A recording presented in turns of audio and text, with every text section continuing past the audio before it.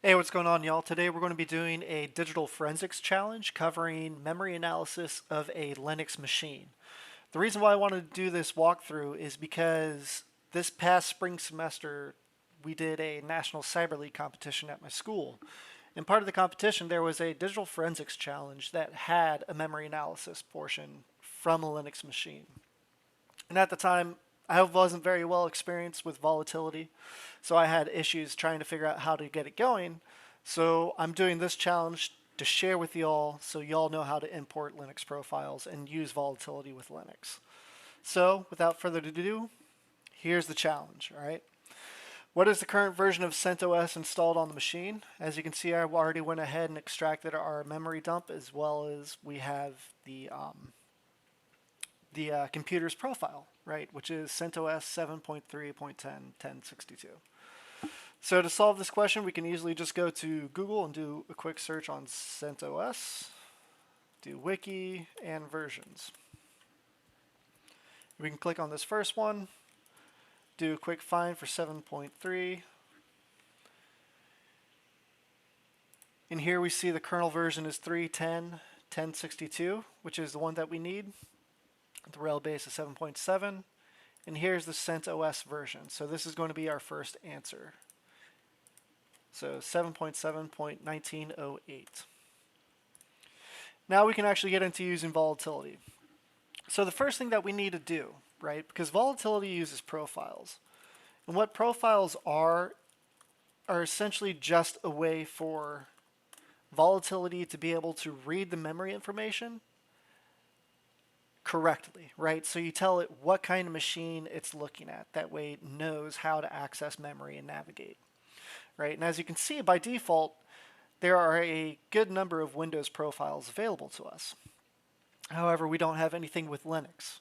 So to do that, we need to copy our Linux profile, right, the CentOS file, and we need to place it in the directory where we store our volatility plugins. So that's going to be under volatility, volatility, plugins, overlays, Linux. And we just copy it to this directory. Now, if we check to see volatility info and grep out the profiles, the first one that we should see is going to be our Linux profile. And we have it. All right. Next thing that we can do to kind of make quality of life a little bit better for us as we use volatility and continue to execute commands is we can store some key information. Specifically, volatility needs to know the file that it's working with, and we need to tell it what profile it's looking at, right? So anytime we try to extract any kind of process information, we have to type all of this nonsense out first. But what's cool about volatility is that it will actually go through environmental variables. And if it finds something like this, if I could spell,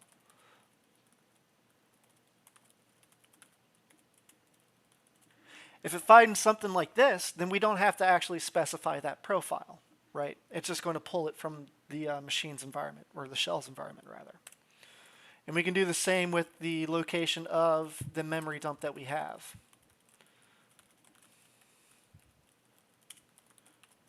We just have to tell it it's under home, our user. If I could spell. And then where it's located on our file system. Again, if I could spell.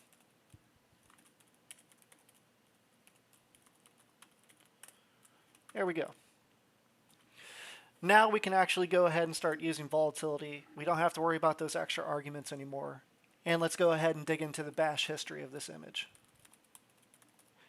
We can do that quickly with vol linux_bash.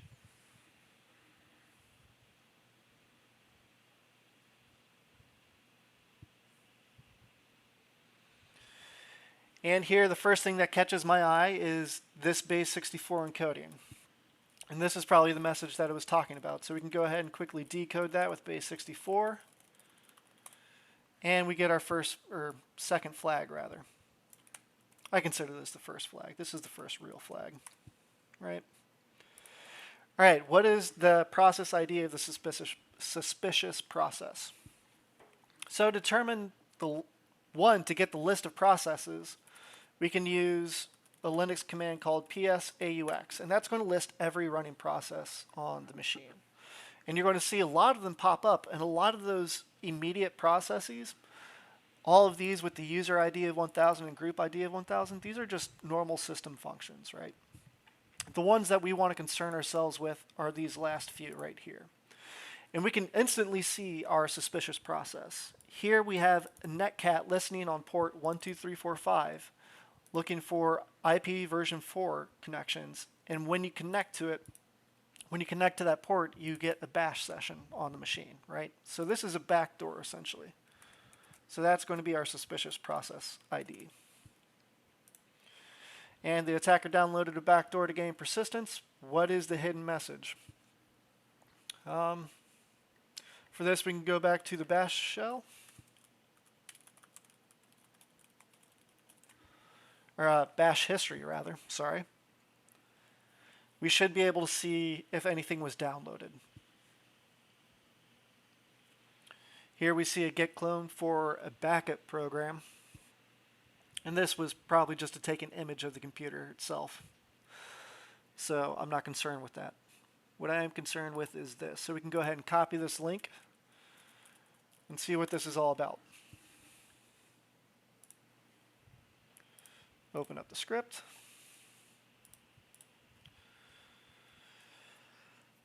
So it's probably going to be referencing these other Python scripts we have over here. And again, since we are looking for a normal flag kind of format, there's probably going to be something that's base 64 encoded in here.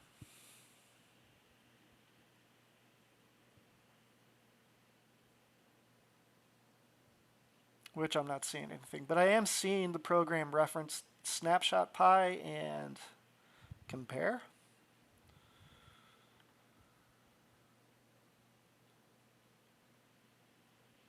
So let's check out snapshot.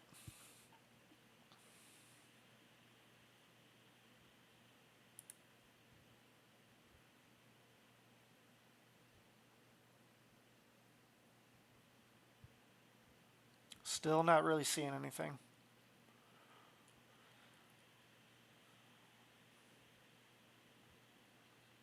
Oh, we do have a scroll bar for some reason. Here we go. All right. So looks like it's downloading something from this website. So let's go ahead and just copy and paste this and see what it is. And congrats. Looks like we got our flag. So let's go ahead and decode this. And the reason why I'm doing echo at the end is so that there's a new line. Otherwise, it would print a little uglier. Well, that one didn't do it. I guess it's because we got the error. And the reason why we have an error is because I didn't grab that equals sign, which equals are essentially padding. So now that it's the right length, we should be good. That's pretty cool. Normally when I don't put the echo, this string here gets prepended to this next area, and it's kind of frustrating to look at. All right. Anyways, we got our flag. We're moving on. All right, what's the attacker's IP address, and what is the local port on the target machine? So we already know what the local port is, right? That was our netcat shell, so we know it's port 12345. Now we just need to determine what the attacker's IP address is. So we can use something like netstat, and we are going to grep out for anything with an established connection. And this should tell us what the attacker IP is, as well as confirm the local port. Here we see the local port, and we have the attacker's IP address, which is 912.168.49.1. And the local port was 12345. So what's the first command that the attacker executed? Again, we can reference back to psaux, and it looks like they're setting up a full shell. So if you ever do hack the box or Try Hack Me, any of their challenges where you attack a machine and try to get shell and root access to it and whatever. Your first initial access, you're probably not going to have a full-fledged working terminal. In other words, you won't have a TTY, right? And TTY is what enables us to have pseudo permissions and run with pseudo permissions rather. So this command is just setting up so he has TTY access. And it's the first command he ran. All right, after changing the user password, we found that the attacker still has access. Can you find out how? All right.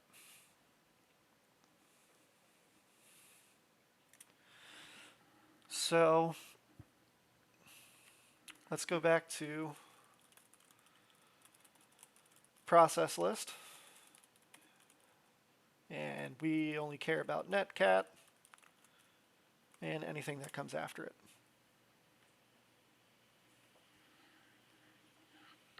Suppose I could scroll up. All right. So here's the initial connection. And then he creates the Python shell and starts the new bash session. And once that happens, he's editing with sudo permissions, since it's in the etc folder. And he's editing the RC local file, which what this does is after the system boots and everything essentially gets loaded, this will run scripts and other programs automatically, right? So this looks like this is how they're keeping access on the box. And because of that, he's going to be messing with kernel messages, and we can figure out what he was using with or rather get more information by checking out logs, specifically the dmessage logs. So we can do Linux dmessage.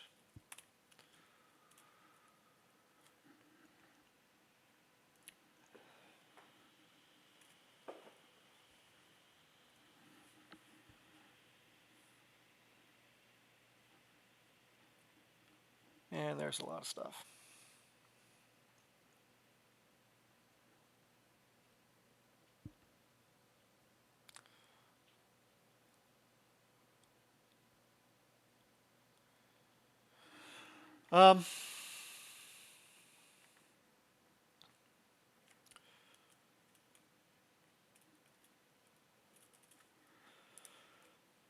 So we can actually probably answer these last two with the information that we have from dmessage, but I don't think we're going to be able to see password changes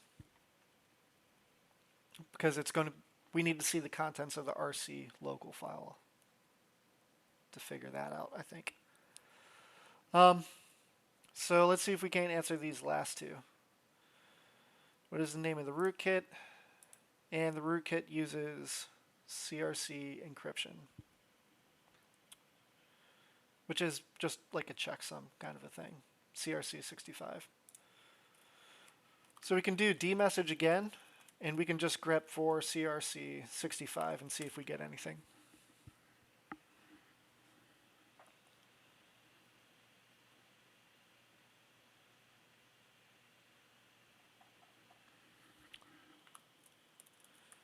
Maybe there's some capital letters. When you do grep-I, grep will ignore any case sensitivity and just look for anything that matches the letter C or whatever. And here we see that everything was capitalized. So let's see what came before that and after.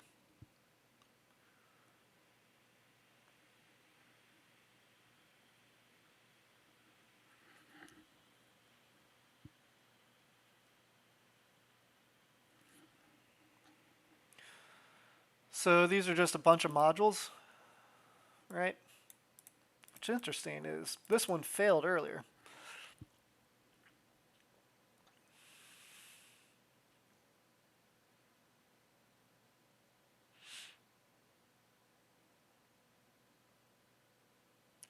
So this might be the back door.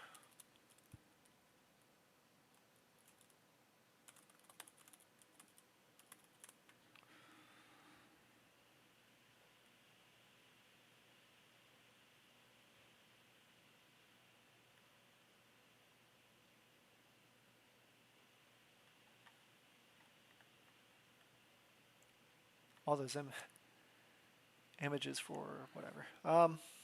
What happens if we just look at what that is?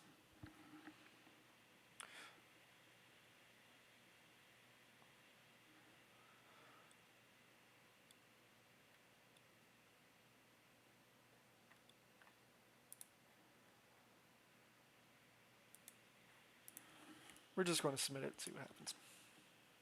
Yeah. And what is the key? I don't see anything there. I think we need to, the key will be in the same area as this, as the changing password. So let's see if we can get that file. File scan.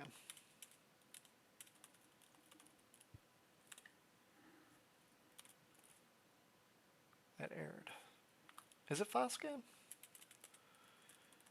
Might be something different with Linux. So let's see.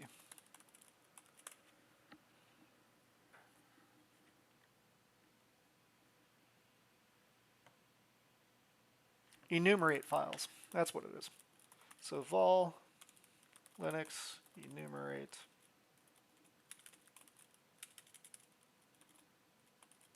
files. And we'll go ahead and grep for RC local.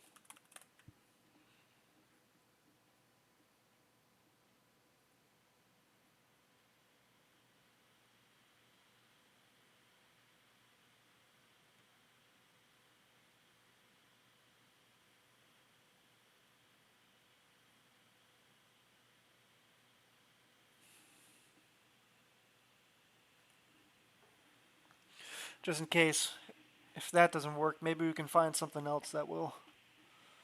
We know it's not in dmessage.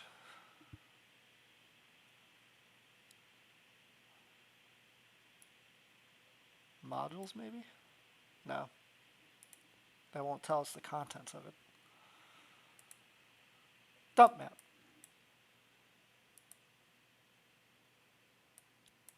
So we'll pull the memory, which looks like it didn't work. So let's figure out what process ID we need.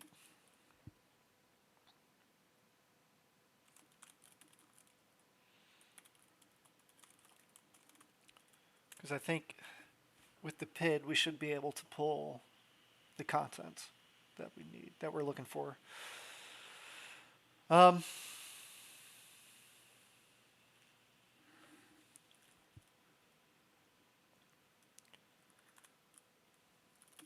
So let's make a directory for them. And we'll try with this process ID. Helps if I could spell.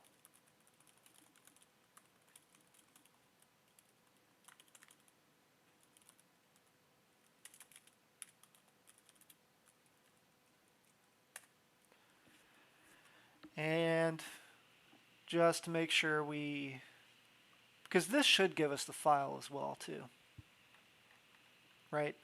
The actual bash PID, the bash session where they altered it. So we'll grab that as well.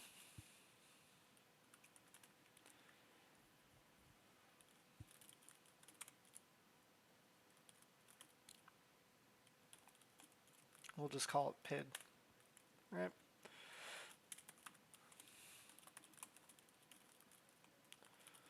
.map PID directory PID.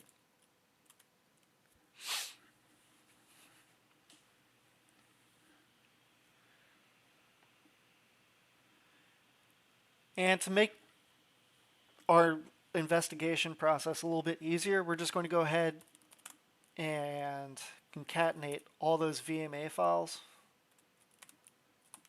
into one text file.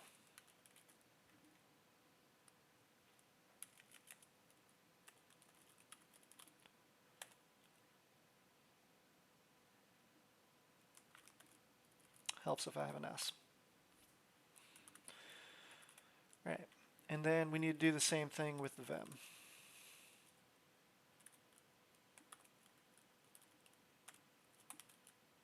Then text vim.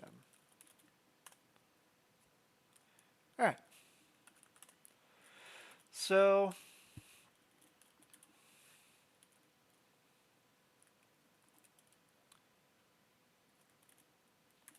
we'll try vim first.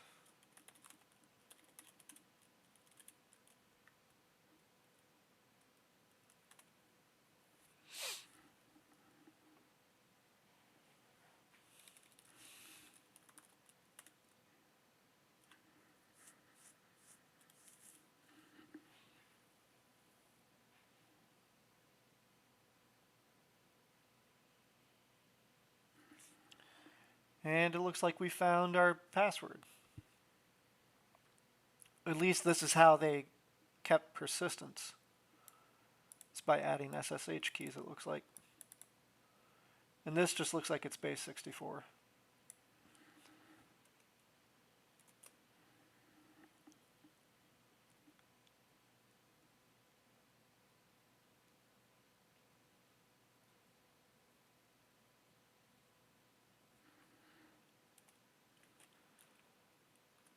So let's see if that is the flag.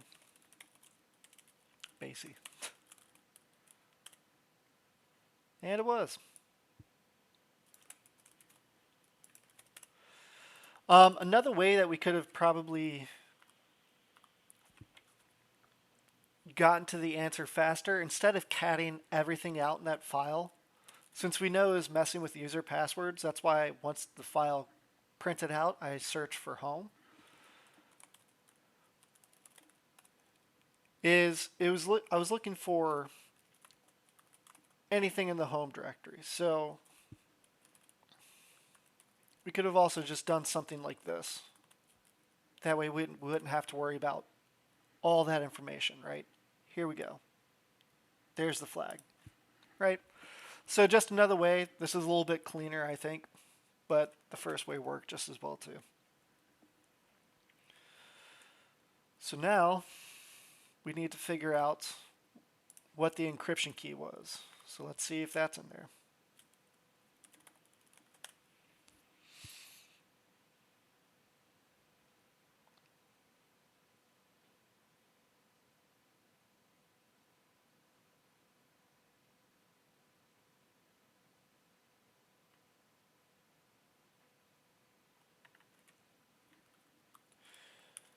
Maybe key equal.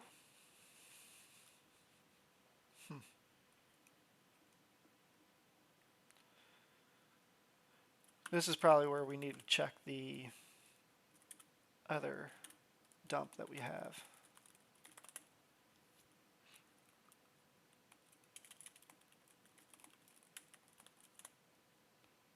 Yeah. So here we see a kernel object reference to that backdoor that we saw. The S is cut off, but we see enough of it to know what it is. And then we see this, the CRC65 key. But this doesn't look like it's the correct, because we're still missing some characters, it looks like. There should be another set of double quotes at the end of this. So we're going to go ahead and grep for that, and then do check 3 lines before and 3 lines after, see what comes up. And this looks like it. It's it.